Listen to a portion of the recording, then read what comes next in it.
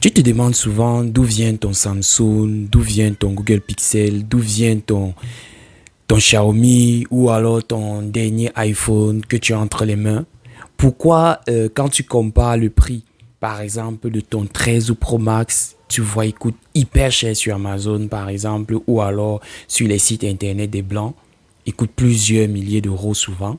Et tu te retrouves ici au pays avec un pliant en moins de 300 000. Comment c'est possible? Alors, si tu restes jusqu'à la fin, je vais t'expliquer comment se fait-il que ton téléphone il coûte aussi moins cher, le piège qu'il y a derrière et surtout reste à la fin parce que je vais te donner une technique secrète pour détecter cela et ne plus te faire avoir.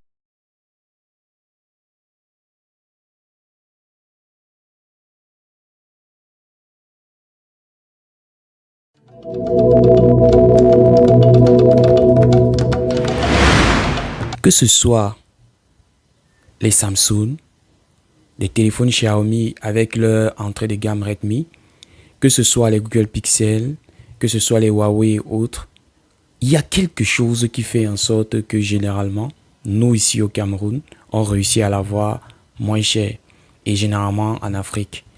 Alors, cela s'explique par deux phénomènes.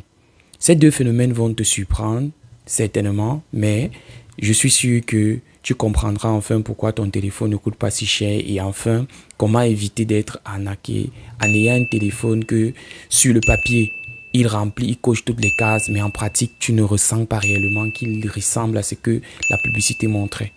Alors, les téléphones sont classés en trois catégories. On a les téléphones haut de gamme, on a les téléphones milieu de gamme et on a les téléphones entrée de gamme. Et maintenant, dans chaque secteur, il y a aussi des sous-catégories. Cependant, dans cette vidéo, je ne vais pas vous expliquer tout cela. Ce que je voudrais vous dire, c'est que les téléphones que l'on achète ici en Afrique ont deux provenances globalement. Ces téléphones-là viennent souvent des usines de fabrication, c'est-à-dire du constructeur, ça peut être Samsung, ça peut être iPhone, ça peut être Xiaomi, ça peut être Google Pixel, mais ça vient aussi des entrepôts de reconditionnement chinois. Alors, je vous explique cela. Lorsqu'un téléphone, par exemple, vous avez un iPhone 13 Pro Max, lorsqu'un téléphone, un 13 Pro Max, vous l'achetez ici au Cameroun en 2026, il est emballé dans un package. Il est encore scellé et vous dites que vous avez acheté un 13 Pro Max neuf. Non, ça n'existe plus les 13 Pro Max neuf ici chez nous.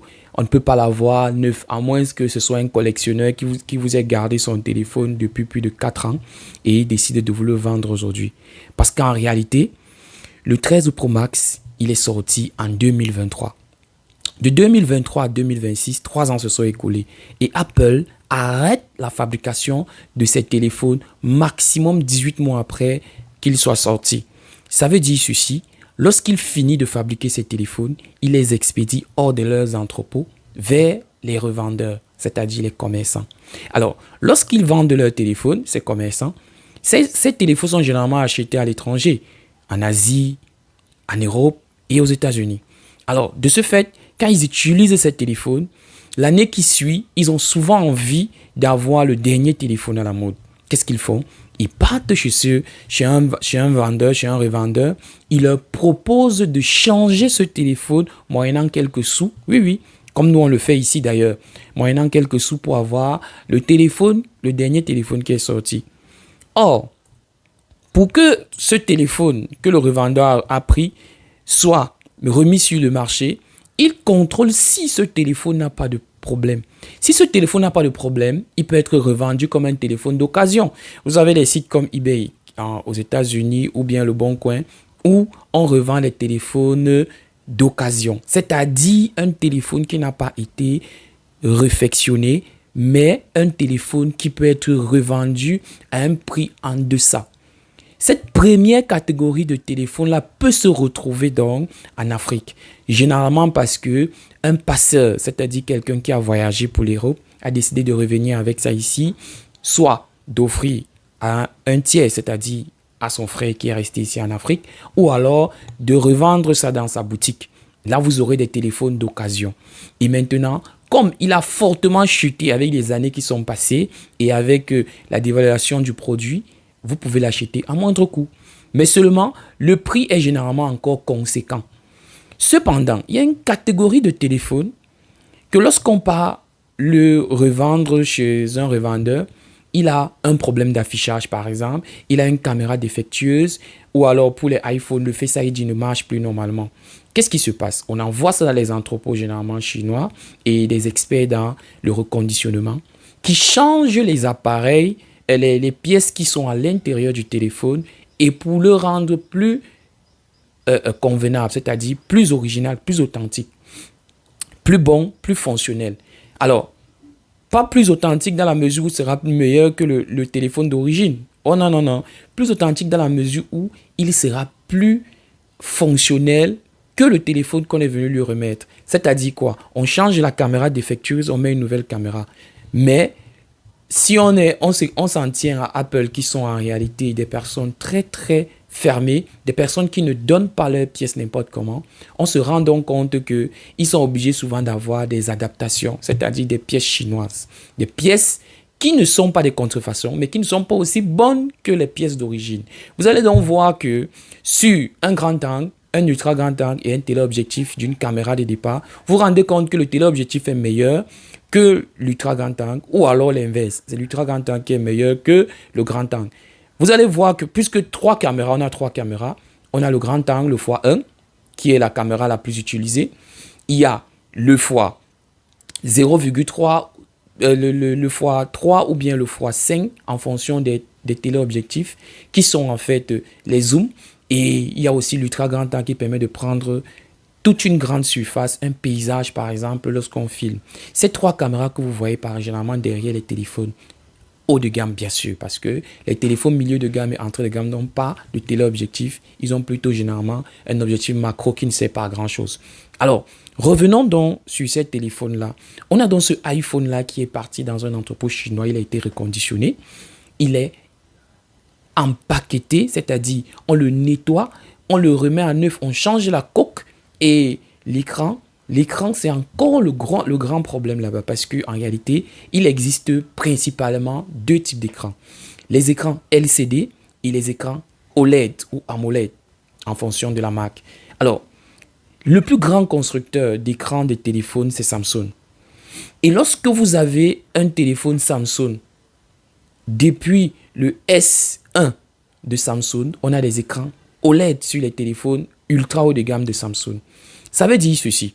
Lorsque ce téléphone arrive et son écran est contrefait, il est fort probable que l'écran qu'on va mettre au-dessus sera un écran moins qualitatif que l'écran d'origine.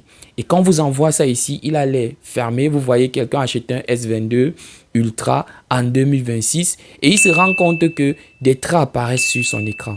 En réalité, c'est parce que l'écran, c'est généralement parce que l'écran a été changé, il a été nettoyé, on a changé la coque et on a remis à neuf dans un carton. Les Chinois le font et ils expédient ici en Afrique. Et nous achetons ça comme un téléphone neuf et on se dit, oh, c'est moins cher. Non, que non. Les téléphones neufs, généralement, ce sont les téléphones qui sont sortis l'année en cours où on veut acheter le téléphone ou l'année précédente. Si c'est un téléphone qui va à moins de 2 ans, qui est sorti depuis déjà, ça fait 2 ans, il y a de fortes chances que ce sera un téléphone d'occasion ou alors quand il est scellé encore un téléphone reconditionné. Et les téléphones reconditionnés sont plus dangereux que les téléphones d'occasion pour moi parce que le téléphone reconditionné, on ne sait jamais qui a reconditionné ce téléphone. On ne sait pas s'il est élégant, s'il est encore bien ou alors il a des soucis. Cependant, on peut dire que le téléphone reconditionné a besoin d'être vérifié et vous devez savoir si le téléphone que vous achetez, les caméras sont encore d'origine ou alors filment efficacement comme le téléphone d'origine filmait ou alors le Face ID n'est pas défectueux. Et enfin, est-ce que je ne me suis pas fait arnaquer alors qu'on a mis un châssis neuf dans un téléphone qui a une carte mère déjà vieille et endommagée. Voilà pourquoi on est souvent victime de beaucoup plus de problèmes de téléphones qui lâchent après 1 an ou 2 ici en Afrique. Mais généralement, les téléphones depuis les années 2020 sont des téléphones qui sont faits pour durer au moins 5 années. Quand vous avez un téléphone haut de gamme, surtout, et que vous n'arrivez pas à faire 5 ans au moins avec ce téléphone-là, il y a de fortes chances que ce soit un téléphone qui a été reconditionné. Alors, voilà pourquoi je vous invite à vérifier qu'un téléphone n'est pas reconditionné, non seulement en achetant des téléphones de l'année en cours ou de l'année précédente, ça va coûter cher, mais aussi et surtout d'aller vers des boutiques de référence. Je ne fais pas la publicité ici, mais pour moi, jusqu'ici, ma référence est Glotello. Glotello et Camerphone, où j'ai généralement rencontré des téléphones haut de gamme, neufs et qui ne présentaient pas des incongruités de reconditionnement. Ou alors lorsqu'ils étaient reconditionnés, par exemple, il y a les téléphones d'occasion sur Glotello qui sont reconditionnés par Apple. Ils sont certifiés Apple. Lorsque Apple reconditionne son téléphone, ils ne mettent que les pièces d'origine, c'est-à-dire exactement ce qui a été créé en usine. Alors, pour ce faire, soyez donc vigilants. Quand vous achetez un téléphone, dites au revendeur de vous certifier que c'est un téléphone neuf, pas un téléphone reconditionné. Ça, c'est d'un. Et de deux, quand le téléphone est d'occasion, rassurez-vous que les caméras qui sont à l'intérieur sont fonctionnelles et tout fonctionne encore parfaitement à l'intérieur. C'était mon astuce de sortie aujourd'hui pour les téléphones et je vous reviendrai bientôt pour vous parler d'une nouvelle astuce sur ces téléphones-là pour que vous ne soyez plus vigilants et que vous compreniez mieux comment ça se passe avec ces téléphones. Et surtout, je vous laisse avec cette vidéo sur les iPhone 13 mini qui sont des téléphones généralement reconditionnés ou d'occasion. Mais moi, j'ai acheté un téléphone quand il est sorti et je l'ai utilisé plusieurs années et je vous dis comment si c'est un téléphone encore viable en 2026. Allez, clique là-dessus.